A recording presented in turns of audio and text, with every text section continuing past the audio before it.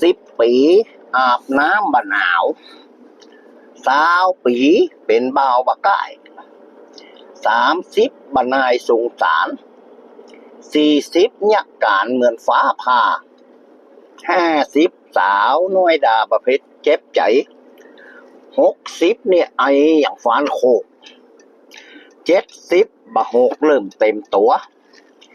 80ไข้หัวเหมือนเปิ้นให้90บะท่าหนาวถ้าไข้แป่งบอกไฟไว้รออายุคนเฮานะครับ10 ปีนี่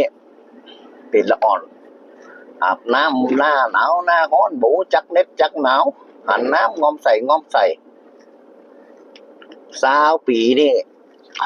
แอวสาวแอวเป็นเบาเป็นสาวบะฮู้จักก่ายจักอิ่มม่วนไปไหนก็ม่วนมีการมีงานหันนี่โอ้ถึงประการถึงแบบก่าย30นี่บ่น่าสงสารว่าอายุ30นี่โอ้ยังกึดขี้หลบตันหาอยู่40นี่เริ่มยาการอย่างฟ้าผ่านี่แห้งดีมีบ่ามีแห้งแข็งแรงแห้งมัน50นี่หมอกกึ่งละสาวหน่อยเอิ้นด่านี่โอ้บ่โหดบ่เจ็บหมด60นี่เอาละเด้อเลิกพญาถามหาละไอ้อย่างฟานโคกเสียงขะโลกนะ70เดียวโอ้กูโกยพุดก็เจ็บแข้งเจ็บขาเจ็บเข่า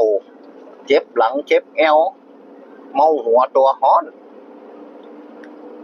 บ่โหกเริ่มเต็มตัวกินยา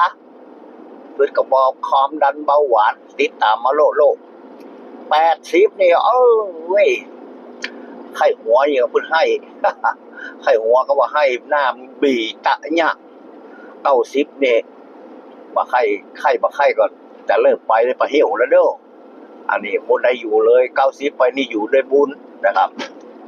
ขอบคุณครับอันนี้อายุของคนมนุษย์เฮานะครับ